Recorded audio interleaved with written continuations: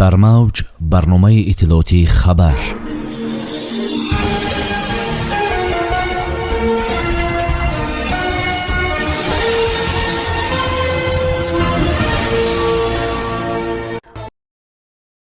нозири рақами яки маорифи вилояти суғд аз вазифааш барканор шуд. модели тоҷиктабори ӯзбекистонӣ чеҳраи расмии Tajikistan Fashion Week мешавад. русия ба оилаҳои муҳоҷирон иҷозати вуруд дод. ҷоизадорони гран-при озмуни Стенин 2021 муаррифӣ шуданд. пулиси Москав хабари задухӯрди ҷамъии муҳоҷирон дар Каптеваро рад кард. абдуғаффор ахмедов сардори раёсати агентии назорат дар соҳаи маориф ва илм дар вилояти суғд аз мақоми роҳбарӣ барканор шуд.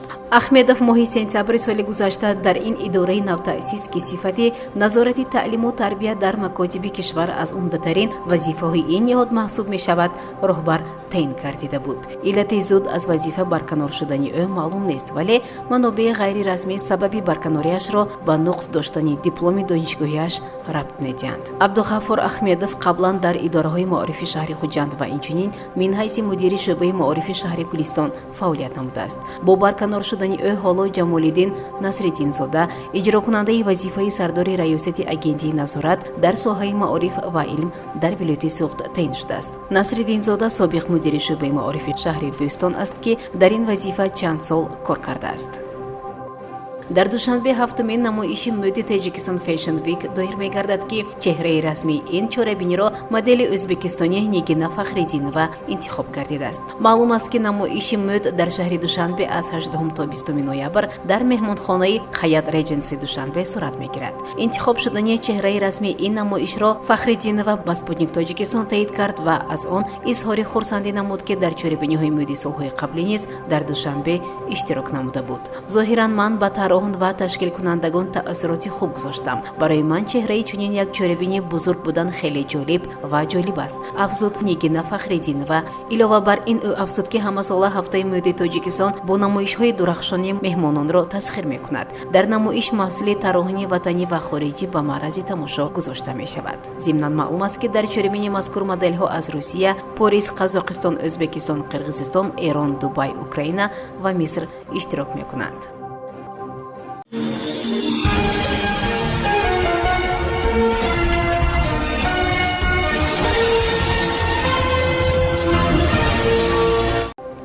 муҳоҷироне ки дар Русия ба таври доимӣ иқомат мекунанд, акнун метавонанд пайвандони худро низ ба ин кишвар даъват кунанд.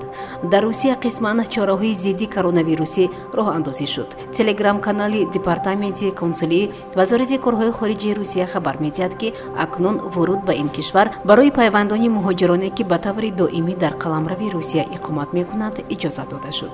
ба аъзои оилаи муҳоҷирон аз ҷумла ҳамсар, падару модар, хоҳару бародар, бобою биби, набира, фарзандону парасторон дохил мешаванд.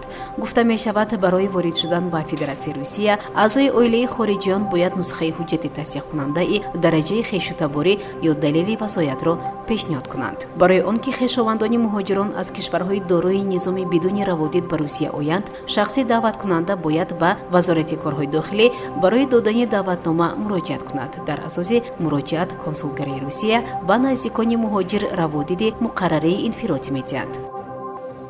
озмуни байналмилалии хабарнигор аксгир ба номи Андрей Стенин соҳибони гран-приро эълон намуд. дар соли 2021 ҷоизаи асосии озмунро якбора 2 нафар бо асарҳои худ ба даст оварданд. яке Мария Гелман аз Петербург бо силсила аксҳои худ M+T ва дигаре намояндаи Туркия Шабнам Кошкун мебошанд. Шабнам бо як акси худ бо номи Хатари нав ба ҷаҳони зериобӣ партовҳои COVID-19 ғолиби озмун дониста шуд. ин чорабиниро агентии иттилоотии байналмилалии Россия сегодня ташкил намуда эълони гран-при ва ҷоизаҳои иштирокчиён дар доираи як маросими онлайнӣ дар худи агентӣ сурат гирифт. бояд гуфт ки силсила аксҳои Мария M+T як достони таъсирбахш дар бораи муҳаббати як ҷуфти пиронсолӣ гирифтори синдроми Дауна мебошад ки дар деҳаи Светлана ба сар мебаранд. онҷо одамони маълул ва гирифтори бемориҳои рӯҳӣ дар як ҷойги бо омӯзкорон ва ихтиёриён зиндагӣ мекунанд.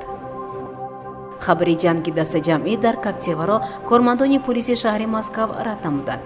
ба таъкиди ниҳоди марбута зану зани танҳо миёни ду муҳоҷир сар зад ки дар натиҷа яке аз онҳо ба бемористон интиқол ёфт. Нашри ин хабар дар ҳолест ки қаблан расонҳо аз задухӯрди навбатии муҳоҷирон дар шаҳри Москав хабар дода буданд. Расонҳо навиштанд ки чанде пеш дар қисмати шимоли Москав муҳоҷирони меҳнатӣ пас аз истеъмоли машруботи зиёд ҷанги дастаҷамъӣ намуданд ки дар натиҷа кормандони полис дасти кам 23 нафарро боздошт карданд. шаби якшанбе ба душанбе дар суруғи хатти сеюми Михалковский дар бораи муноқиша хабар расид. Кормандони полис ки ба ҷои ҳодиса ҳозир шуданд муайян намуданд ки муноқиша миёни ду нафар сар задааст ки яке дигареро аз қисмати пой захмӣ намудааст. гуфта мешавад дар хабари идораи давлатии умури дохилӣ дар шаҳри Москав. зикр гардид ки муҳоҷири захмӣ ба бемористон интиқол ёфту ҳамлагар ба идораи полис.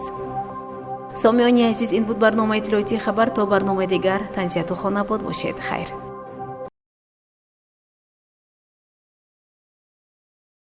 барномаи иттилоотии хабар аз рӯйдодҳои Тоҷикистон, минтақа ва ҷаҳон огоҳ бош.